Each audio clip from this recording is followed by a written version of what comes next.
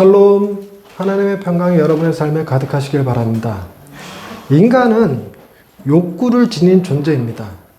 인간이 욕구가 없으면 송장이라고 불러요. 살아있는데 아무런 욕구가 없으면 살아있는 시체라고 부르기도 합니다. 그래서 인간은 늘 언제나 욕구를 가지죠. 이 욕구는 때로는 먹고 싶은 욕구, 자고 싶은 욕구, 그리고 사랑의 행위를 나누고 싶은 욕구도 있지만 그것 말고도 어떤 특정한 일에 화가 나고 특정한 일에 기쁨을 느끼기도 합니다. 우리의 욕구는 사람들로부터 인정받고 싶고 사람들에게 어떤 특정한 권력을 행사하고 싶은 욕구도 함께 있죠. 인간의 권력욕과 명예욕은 나이가 들면 들수록 더 강해집니다. 일정한 삶의 통제권을 갖기를 원하고 다른 사람들 앞에서 힘있는 자가 되기를 원하죠. 예수님이 계시던 당시에 바리새인들이 이런 욕구에 사로잡혀 있던 사람들입니다. 그들은 다른 사람들은 알지 못하는 구약의 말씀을 읽고 해석하고 연구하고 선포하고 즉 가르치고 할 수 있는 사람들이었습니다. 그래서 많은 사람들이 바리새인들에게 배웠고 바리새인에게 와서 문제 해결을 요청하고 바리새인들을 재판장 삼아서 재판 시시비비를 가리기도 했습니다. 그만큼 바리새인들은 당시에 많은 이스라엘 백성들에게 존경받는 사람이었습니다. 그러니 바리새인이 계신 곳에서는 언제나 늘 좋은 자리를 내어줬고 맛있는 것을 먼저 드실 수 있도록 했으며 문안 인사를 드리는 것이 늘 그 나라의 풍습이었죠. 이것이 나쁘다는 얘기는 아니지만 바리새인들의 입장은 어땠을까? 그거를 즐기고 그거를 기쁨으로 여겼다는 것입니다. 다른 사람한테 문안받고 좋은 자리에 앉고 하는 것이 왜 문제가 됐을까? 실제로 존경받고 사랑받는 랍비들이었다면 괜찮겠으나 이 바리새인이라는 지위, 선생님이라고 하는 이 지위를 이용해서 존경받지도 않는데 사람들에게 나를 문안하라, 좋은 자리는 내게 양보하라 강요하는 문제가 생겼기 때문입니다. 제가 성지순례를 갔을 때 그 성지순례에 가면 그곳에 여러 교회들을 탐방하게 되는데 교회들마다 이렇게 회중석이 있고 단상이 있고 당상 좌우편에 의자가 2개 정도씩 놓여있는 교회가 꽤 많았습니다.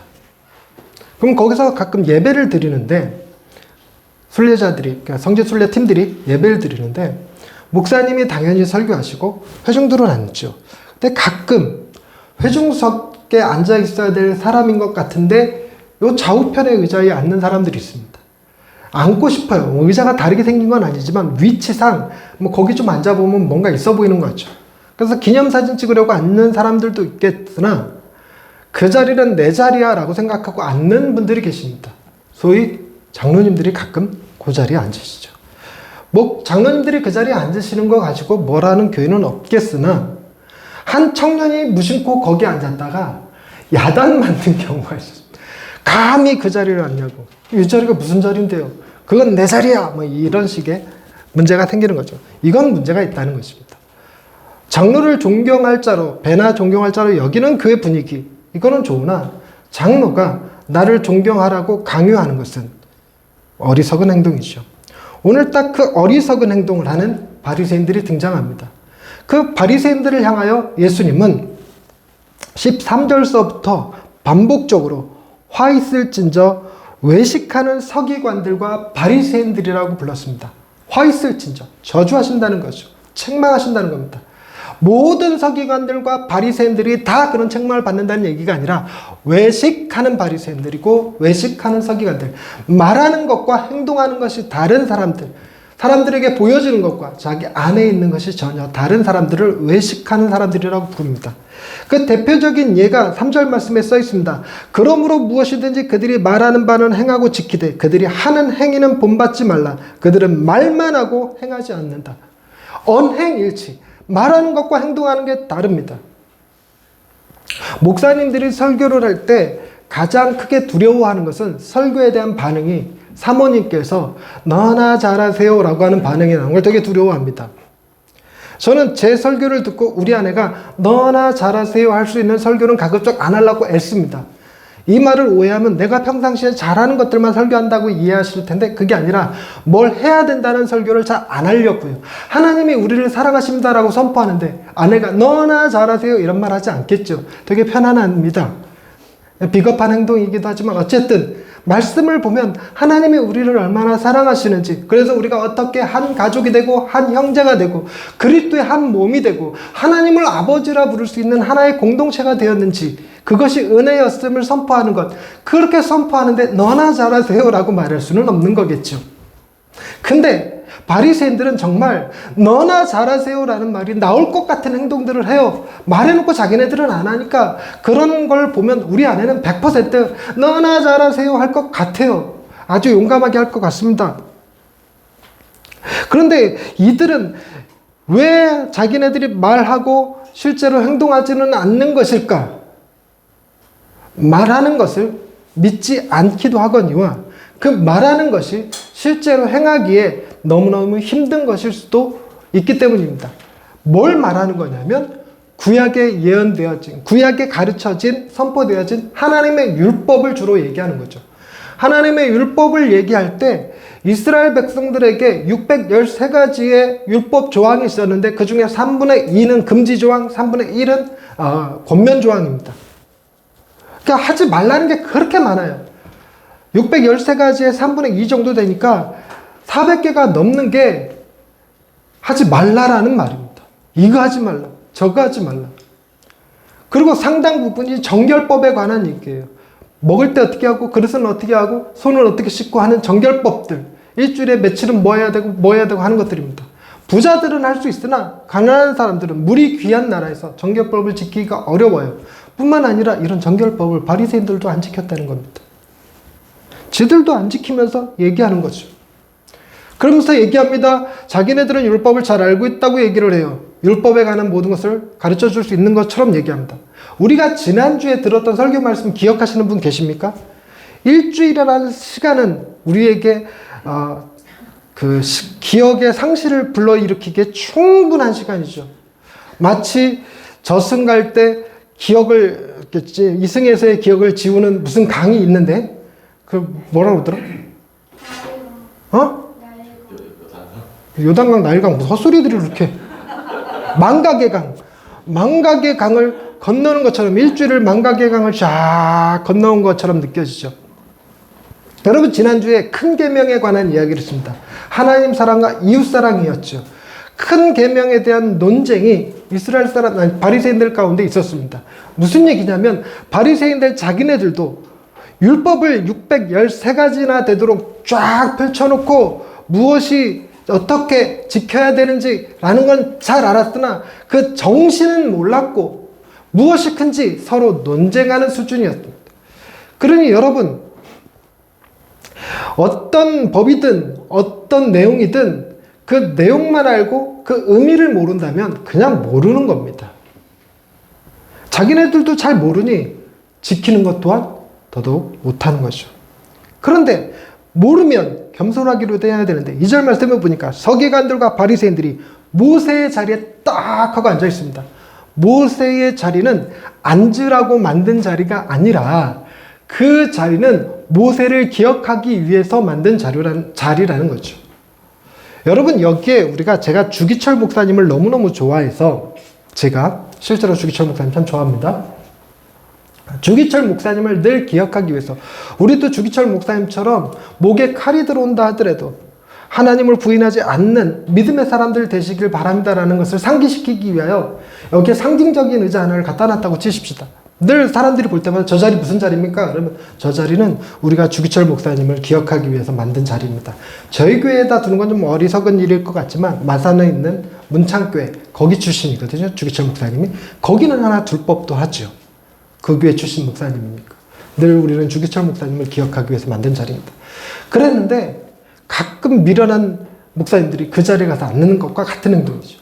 모세의 자리에 왜 지들이 가서 앉습니까? 앉는다는 건 뭐냐면 내가 모세와 같이 율법을 잘 안다. 아무리 잘 알아도 율법을 선포한 사람만큼은 알겠습니까? 꼭 그런 미련한 짓들, 이걸 교만한 짓을 하는데 그런 자리에 앉는 걸 보고 예수님이 이 말씀들을 한 겁니다. 그런데 이 바리새인과 서기관들이, 바리새인들이 3절만 문제가 아니라 4절 말씀을 보면 또 무거운 짐을 묶어서 사람의 어깨에 지우되 자기는 이것을 한 손가락도 움직이려 하지 않는다는 겁니다. 여러분, 우리가 하나님을 사랑하고 하나님을 섬기는 일은 어려운 일입니까? 아니면 즐거운 일입니까? 우리가 살다 보면 하나님 앞에 순종하고 하나님을 사랑하는 것, 그건 어렵다고 느낄 때가 참 많아요. 그래서 많은 사람들이 한 신학자에게 이렇게 물었습니다. 하나님을 사랑하는 것이 쉬운가요? 그때 그 신학자의 대답, C.S. 루이스입니다. 루이스의 대답이 이렇습니다. 하나님을 사랑하는 자들에게는 참 쉽습니다. 좀 명언 같아요. 여러분, 유영아를 사랑하는 게 쉽습니까? 근데 유영아를 사랑하는 저는 참 쉽습니다. 여러분, 하나님을 사랑하는 것이 어렵게 느껴지고 힘들게 느껴지면 안 돼요. 정말 이거 조심해야 돼요. 제가 이 생각을 정말 많이 하거든요. 그래서 교회를 다니는 여러분들이 교회 오는 것이 힘들고 어려운 일이 되지 않기를 바라요. 여러분, 교회가 깨끗해야 된다. 정결해야 된다. 먼지 하나 없어야 된다. 동의합니다. 그러나 그거 하느라고 교인들끼리 스트레스 받고 다투고 누구 차례래니 누구 차례니 이럴 바에는 차라리 먼지 있는 게 낫습니다. 교회에 간다고 생각만 하면 오늘도 교회 가서 이거 해야 돼 저거 해야 돼 목사님 잔소리 들어야 돼 이런 생각 갖고 오면 힘든 거예요. 일주일 동안 똑바로 살았습니까?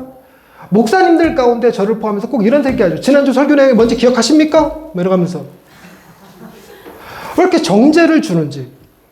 이러면 교회 나오는 게 편치 않죠. 하나님을 사랑하는 것은 우리에게 즐거운 일이어야 합니다.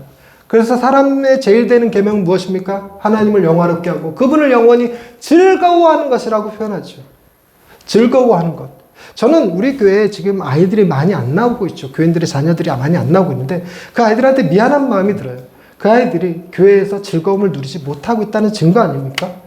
우리는 그 아이들에게 하나님을 믿는 그 즐거움을 제대로 제공해 주지 못하는 부족한 교회인 것은 맞습니다. 그러나 제가 어른들 설교하는 이 예배 시간만큼은 여러분들도 어려운 시간이 되지 않길 바라요. 여러분들 즐거운 시간이 되길 바라요. 그래서 끊임없이 우리 아내가 등장하면서 여러분의 웃음의 소재가 되어주는 거 우리 아내한테 참 고마운 생각이 듭니다. 예전에는 자기 얘기한다고 막 뭐라 그러더라고요. 예전에는 우리 딸 언급도 못했어요. 막 울고불고 난리 쳐갖고. 요즘은 좀 컸다고 지 얘기한다고 이렇게 울고불고 하는 게 아니라 막 옆에서 찌르고 꼬집고 장난치고 그래요. 그러니까 이제 조금 얘기하는 게 좀 편해졌어요. 자, 들어오시면서 곰 못 봤나 모르시겠는데, 네, 그런 거 있습니다. 그런데 이 바리새인들은 자기네들도 하나님 앞에 쉽지 않은 삶을 살면서도 자신의 백성들에게, 이스라엘 백성들에게 무거운 짐을 짊어주어 주는, 그래서 하나님을 믿는다는 것, 그건 굉장히 고통이고 고역이고 힘들다는 것을 생각하게 만드는 거죠.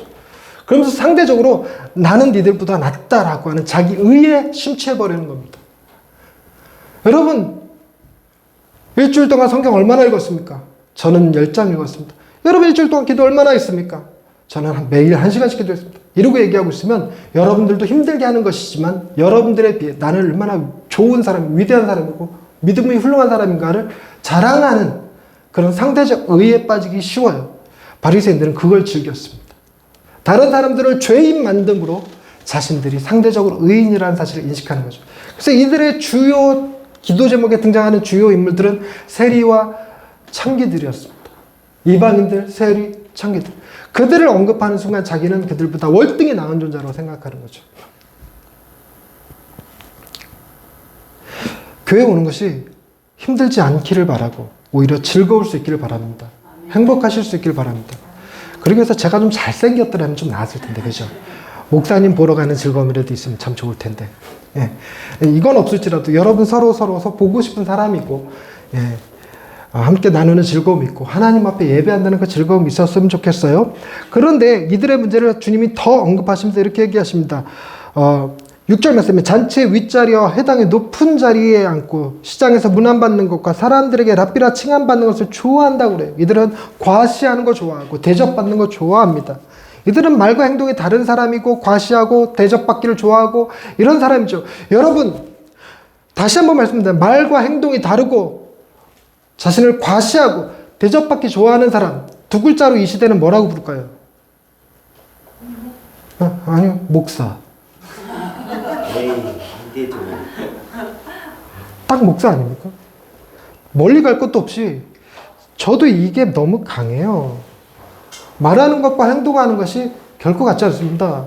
그래서 주중에 제가 여러분들을 만나지 않고 제가 사적으로 여러분들과 교제하지 않는 이유는 말과 행동이 다르기 때문에 그래요. 우리 아내가 성인군자예요. 말과 행동이 다른 남편이랑 살고 있거든요. 그리고 저도 과시하고 싶습니다. 이 욕구가 굉장히 커요. 지난주에 우리가 GCM 세미나, 제가 이사로 섬기고 있는 CTCK에서 1년에 2번씩 하는 세미나가 있습니다. 3박 4일 동안 진행이 되는데 저는 거기에 강사로 섬기고 테이블 리더로 섬깁니다.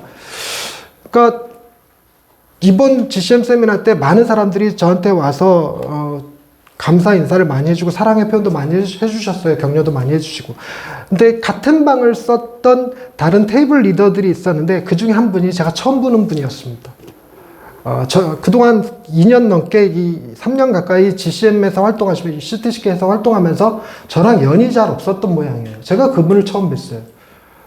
그런데 그분이 저희 방 사람이 아니고 저희 방에 있는 누군가랑 바꾸신 분이에요. 바꾸셨어요. 그러더니 마지막 날 그분이 그러는 거예요. 목사님, 저는 이번 GCM 세미나 중에 가장 큰 수확이 뭐냐고 물어보면 목사님이랑 한 방 쓴 거라고 대답할 겁니다. 이렇게 대답하더라고요. 제가 지금 뭐 하고 있게요? 과시하고 있는 겁니다. 과시하고 있는 겁니다. 여러분 유튜브에 제 설교나 제 강의 동영상이 올라가는 거 아시는지요? 올라갑니다. 근데 조회수가 항상 한 자리 숫자에 머물러 있어요. 12합니다. 근데 지난주 설교가 47이 넘었습니다. 이렇게 세미나 한번 갔다 오면 사람들이 그래 전 목사님 설교도 잘하시나 한번 보자. 아마 오늘도 이렇게 보시는 분 계실 거예요. 보자 이러고 들어와서 보십니다. 왜 47일까요? 예, 더 많은 분들이 보셨으나 카운팅이 되지 않는 순간에서 에이 별 볼 일 없군 하고 끊어버리셨을 가능성도 크고 이상 강의하는 것과 설교하는 게 다른데 언행 불일치인데 이런 얘기를 했을 수도 있을 것 같습니다. 그런데 내가 지금 뭐 하려고 그러냐면 과시하려고 어느 목사님이 저한테 전화를 하셨습니다. 목사님, 제가 목사님의 동영상을 유튜브를 보면서 굉장히 많은 유익을 누렸습니다. 공부를 많이 했습니다.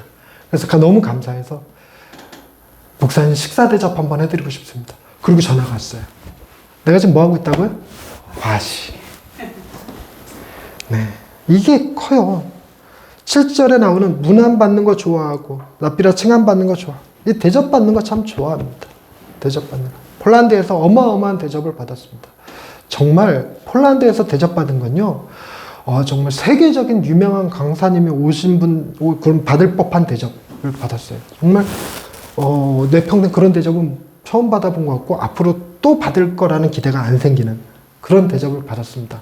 그래서 끊임없이 그 대접 때문에 나는 가짜다, 내가 지금 사기치고 있다 이런 느낌이 좀 있어갖고 난 이런 대접받을 만한 사람이 아닌데 너무 큰 대접을 받으면 내가 저분들을 속이고 있는 거다니까 이런 생각이 들어서 불편했습니다. 그러면서도 제가 이 얘기를 자꾸 하는 건 너무 좋았다는 뜻입니다. 대접받는 거 좋아하죠. 딱 주님은 네가 바리새인이야, 네가 모세의 자리에 앉으려는 사람이야 라고 말하는 거죠. 오늘날의 목사님들 저를 포함해서 단순히 모세의 자리에 앉는 것뿐만이 아니라 스스로가 하나님의 자리에 앉아서 누구는 지옥 보내고 누구는 천국 보내고 이렇게 하면 천국이나 가겠어? 그러다 지옥 가면 어떡하려고? 이런 표현들 자꾸 쓰면서 자신이 심판자가 되려고 하는 감히 하나님의 자리를 탐하는 그런 실수를 할 때가 많죠. 무의식 중에라도요. 그래서 주님이 우리에게 몇 가지 권면의 말씀을 주셨습니다. 첫 번째는 8절 말씀입니다. 너희는 랍비라 칭함을 받지 말라. 랍비라 칭함을 받지 말라. 여러분 저한테 선생님이라고 하지 마십시오. 여러분 저에게 목사님이라고 하지 마십시오. 라는 얘기가 아닙니다. 말을 정확히 읽으세요. 여러분 9절 말씀을 참고로 한번 보십시다. 땅에 있는 자를 아버지라 하지 말라. 여러분 8절에 랍비라 칭함을 받지 말라. 9절에 아버지라 하지 말라. 여러분 두 개의 차이점이 뭔지 아시겠습니까? 랍비라 칭함을 받지 말라. 누구에게 하는 말일까요? 아니요. 그럼 뭐 누구한테 하는 말이냐? 그러면 제자들에게 하는 말이긴 한데 랍비라 칭함을 받지 말라. 너에게 누가 랍비라고 하는 것을 금하라. 누가 너에게 랍비라 하는 것을 금하라. 이 개념이겠죠. 아버지라 칭하지 말라. 뭡니까? 내가 누구를 아버지라고 부르지 말라. 어저께 설교 준비할 때는 이게 너무나도 쉽게 전달할 수 있는 방법을 알았는데 지금 여러분들 표정 보니까 이게 뭔 소리야 그러고 있는 것 같아요. 하영이가 우리 딸이 저한테 아빠라고 부르는 거를 제가 그 말하는 얘기가 아닙니다. 내가 다른 사람에게 네가 다른 사람에게 아버지라 하는 것을 금하신 거예요. 랍비라 칭함을 받지 말라. 누가 너를 랍비라고 부르도록 하지 말라. 그죠?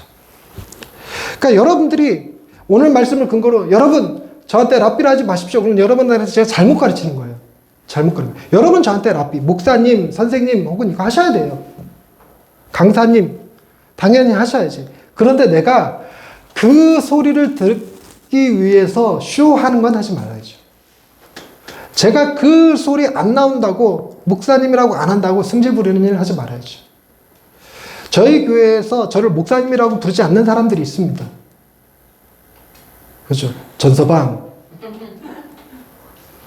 아빠, 재문씨, 어떤 사람은 야!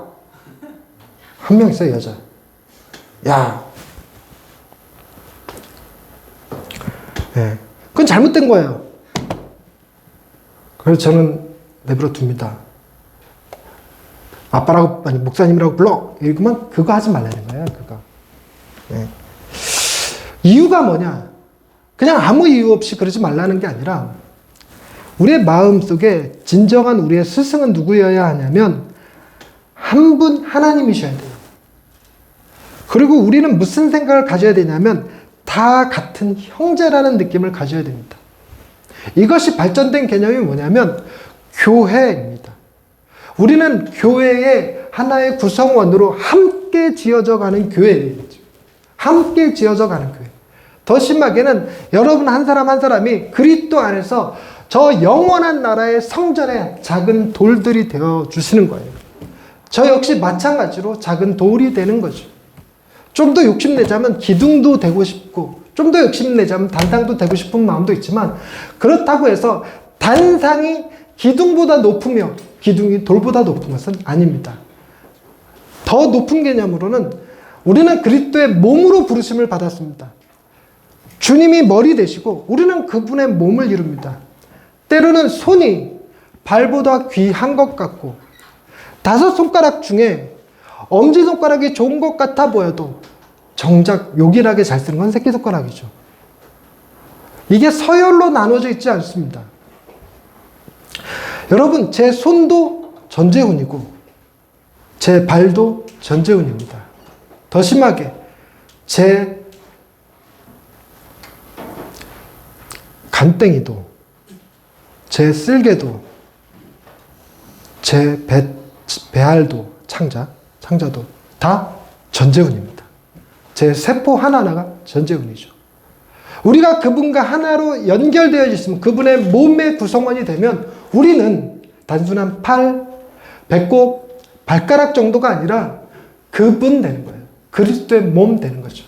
그렇게 부르심 받은 형제예요. 서열을 나눌 것 없습니다. 손이 아무리 귀해도 발가락에 때 제거하는 데 쓰는 것일 수도 있어요. 그렇게 섬기는 겁니다. 발 씻어주는 건 손이죠. 그와 같이 우리는 한 형제고 하나의 공동체고 한 몸으로 불렀는데, 이것을 깨는 행위가 누구는 랍비, 누구는 제자의 개념입니다. 그걸 하지 말라는 겁니다. 9절 말씀에 땅에 있는 자를 아버지라 하지 말라. 너희 아버지는 한 분이시니 곧 하늘에 계시는 이시니라. 하영아, 이 말씀에 은혜 받고 이제부터 아빠라고 안 부를게. 이러면 큰일 난다. 여러분, 이 말씀과 충돌을 일으키는 게 고린도전서 4장 15절 말씀입니다. 고린도전서 4장 15절 말씀을 제가 읽어드릴게요. 그리스도 안에서 1만 스승이 있으되 아버지는 많지 아니하니 그리스도 예수 안에서 내가 복음으로써 너희를 낳았습니다. 여러분, 1만 스승이 있으나 아버지는 많지 않다고. 우리에게 아버지, 스승이 되지 말고 아버지가 되라는 권면의 말씀입니다. 주님은 아버지라 하지 말, 땅에 있는 자를 아버지라 하지 말라고 그래놓고는 바울은 아버지가 되라고 얘기합니다. 두 개는 굉장히 다른 개념이에요. 다른 사람을 아버지라 부르지 말라는 것과 나는 다른 사람을 대할 때 아버지의 마음을 품는 것은 다른 문제죠. 품는 것은 다릅니다. 여기서 아버지는 하영이에게 저를 지칭하는 용어가 아니고 여러분들이 저를 지칭하는 용어로 아버지라 쓸 때가 있습니다. 너무 존경스러워서, 너무 고마워서 제가 여러분들의 삶을 책임져 드리고 돌봐드리면 가끔 그럴 수 있지 않겠습니까? 아버지라고. 전 제 조카가 저한테 아버지라고 합니다. 근데 그런 걸 얘기하는 거예요. 아버지라고 하지 말라, 땅에 있는 사람을. 우리의 아버지는 한 분이시고 하늘에 계신 분이십니다. 하나님께서 우리를 책임지시고 돌보고 계십니다. 하나님께서 우리를 책임지시고 돌보고 계십니다. 두 분밖에 안 하셨어요? 하나님께서 우리를 책임지시고 돌보고 계십니다. 하나님의 사람들을 통하여. 하나님의 사람들을 통하여. 보통은 아버지가 자식을 돌볼 때 하나님이 그 아버지를 통하여 돌보죠. 어머니를 표현해서 이렇게 얘기합니다. 하나님이 내게 주신 수호천사라고. 그렇게 표현하는 것. 제가 여러분을 돕는다. 그래서 여러분이 저한테 아버지라고 부른다. 결국은 누굴 못 보고 있냐면 나를 통해 일하시는 진짜 아버지를 못 보고 계신 거죠. 어쩌면 내가 여러분들로 하여금 진짜 하나님을 가리는, 그 영광을 내가 가로채는 그런 실수를 하게 될 가능성이 큽니다. 이 말씀이 참 좋은 것은 하나님께서 우리에게 아버지가 되어주신다는 겁니다. 여러분, 하나님에 대한 개념들 가운데 그분은 창조주세요. 그분은 온 우주를 운행하시고 그분은 모든 진리와 모든 도덕의 최고봉에 계시는 분입니다. 절대 선이시죠. 그분 앞에서 모두 다 두려워할 수밖에 없습니다. 조그마한 잘못이라도 드러나는 순간 하나님 앞에 심판받을 걸 두려워해야죠. 그분은 천국과 지옥을 만드신 분이십니다. 그분은 지구의 끝날 종말을 계획하시고 계신 분이시죠. 그런 분이 우리에게 아버지가 되신다면 세상 두려울 거 없습니다. 주님이 뭐라고 계시냐면 그분이 너희 아버지야 라고 얘기해 준다는 겁니다. 마지막으로 10절 말씀. 또한 지도자라 칭함을 받지 말라. 너희의 지도자는 한 분이시니 곧 그리스도시냐. 지도자, 가르쳐 주신다 라는 분이 뜻이고요. 이 지도자의 개념을 우리가 조금 오해하는 오해? 협소하게 이해하는데, 여러분, 지도자라면 가르치는 것에서 끝나야 되겠습니까? 마땅히 무엇을 보여줘야 됩니까?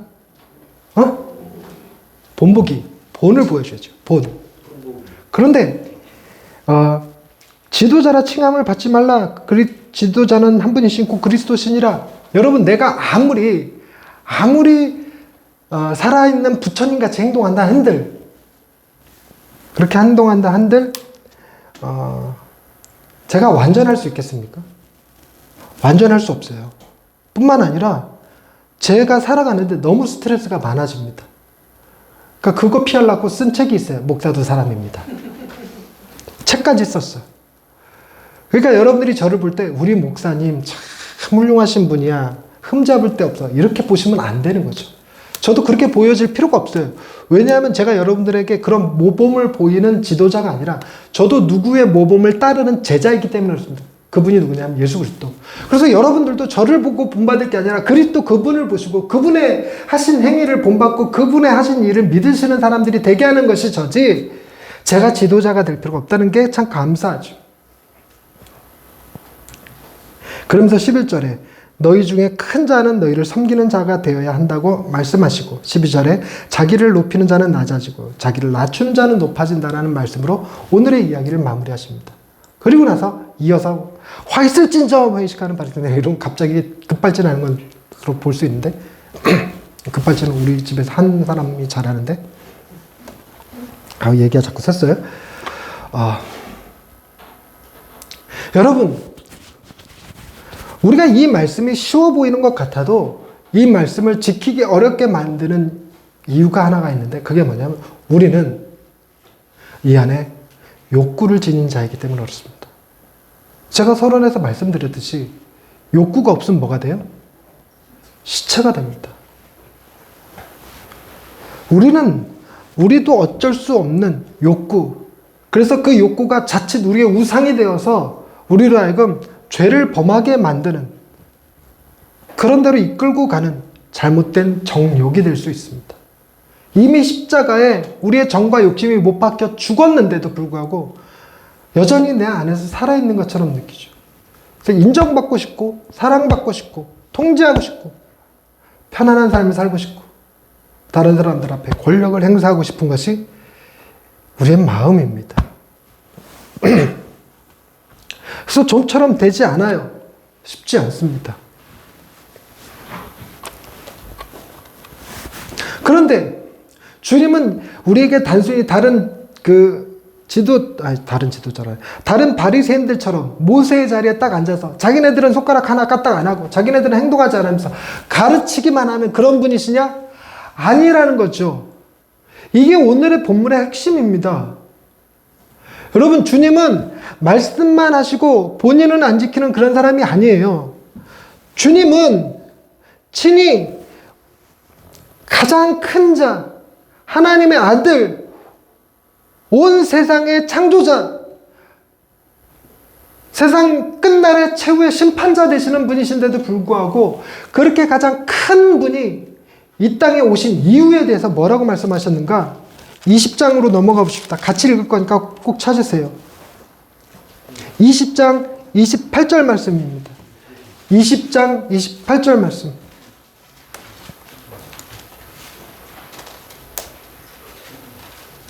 함께 읽겠습니다. 20장 28절 말씀. 시작. 인자가 온 것은 섬김을 받으려 함이 아니라 도리어 섬기려 하고 자기 목숨을 많은 사람의 대속물로 주려 함이니라. 예수님이 이 땅에 오셔서 우리를 위해서 행하신 일이 무엇이냐면 자신이 큰 자로서 랍비라 칭함받고 아버지라 칭함받고 지도자라 칭함받고 절받고 경배받고 그러기 위해서 오신 것이 아니라 아무도 그리스도를 알아보지 못한 채 그를 멸시하고 그를 십자가에 못 박아 죽여버렸는데 예수님은 바로 그 이유를 위해서 오셨다는 거예요. 우리를 섬기려 오셨다는 겁니다. 우리를 위하여 자기 목숨을 대속물로, 우리의 모든 죄를 해결할 수 있는 어린 양의 제물로 이 땅에 오셨다고 표현하시는 거예요. 주님은 말씀만 하신 것이 아니라 친히 우리에게 모범을 보이셨어요. 우리에게 모델이 되어주셨어요. 그래서 여러분, 우리는 주님이 말씀하신 것처럼 또 바리새인들이 하는 행동처럼 우리는 다른 사람들 앞에 말과 행동이 다르고 또는 말과 행동을 잘 지키고 과시하지 않고 자랑하지 않고 대접받는 거 거절하고 이렇게 살면 천국 갈 수 있는가? 그런 게 아니라고요. 물론 그렇게 하면 천국 갈 겁니다. 그렇게 못한다는 게 우리의 문제지. 우리는 다른 사람 앞에 랍비라 칭함을 받고 지도자라 칭함을 받고 뭔가 내게 도움이 될 것만 같으면 여러분 정주영한테 아빠라고 부를 수 있는 기회 주면 아빠라고 되려면 안 부르시겠습니까? 우리 아내도 오빠라고 하면 밥 사줄게 그러면 대뜸 오빠라고 합니다. 평상시엔 지가 누나라고 하면서도. 우리는 그렇게 살아요. 어쩔 때는 농담이기도 하고 어쩔 때는 진지하게 정말 아버지라 부르고 싶은 분들도 계시죠. 그러나 이 세상에 있는 그 누구도 예수님처럼 우리를 섬겨주지 않습니다. 예수님처럼 우리를 위하여 죽어주지 않습니다. 죽어준다고 해도 그 죽음이 나의 죄를 해결하는 것은 아닙니다. 그러나 예수님은 우리를 섬겨주셨고 우리를 위해 죽어주셨고 그 결과 우리의 죄, 이 죄, 지금 말씀하셨던 여기서 벗어나지 못하는 우리의 죄, 이 굴레로부터 벗어나서 하나님의 아들로 그리스도의 몸으로 하나의 교회로 살아갈 수 있게 해 주셨습니다. 우리는 큰 자가 섬기는 자가 되는 것이 쉽지 않습니다.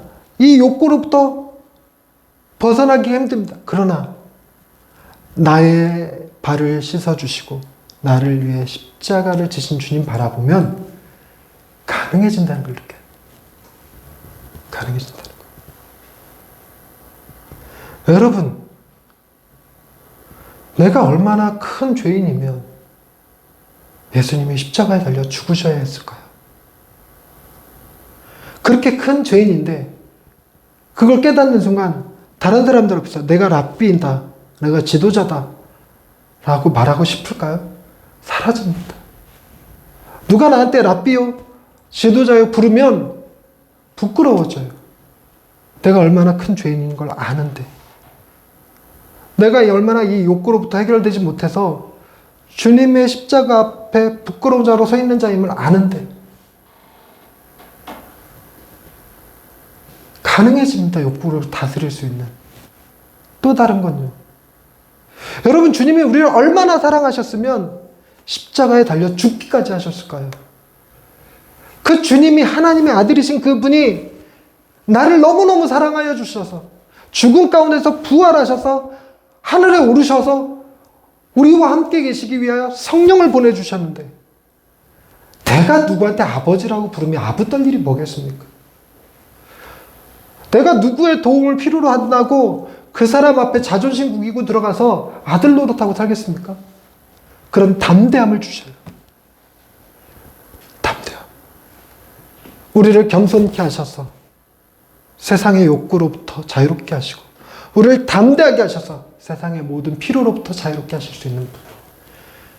그분은 큰 자로서 우리에게 오셔서 섬기는 자가 되어주시고 자신의 생명을 우리를 위한 대성물로 십자가에 내어주셨기에 가능해진 결과였습니다.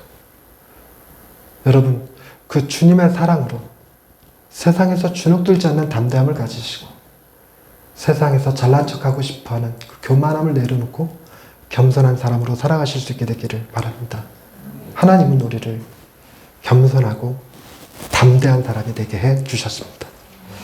하나님,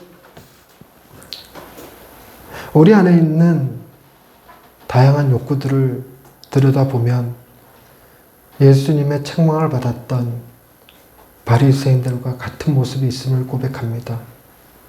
주님이 아무리 말씀하셔도 랍비라 칭함받는 거 좋아하고 지도자 되기를 원하고 실력자, 능력자 앞에 아빠라고 부르고 싶은 욕구가 이 안에 있습니다. 세상 것 바라보지 않고 주님 바라보면서 세상의 유혹을 이기고 세상의 권력들 앞에 주눅들지 않는 저희들 되게 해주옵소서. 우리는 하나님의 사랑받는 죄인들입니다. 십자가를 통해 깨닫게 하셨으니 주여, 하나님 바라보며 하나님을 즐거워하며 하나님으로 만족할 수 있는 예양의 식구들 되게 해주옵소서. 예수님의 이름으로 기도드립니다. 아멘.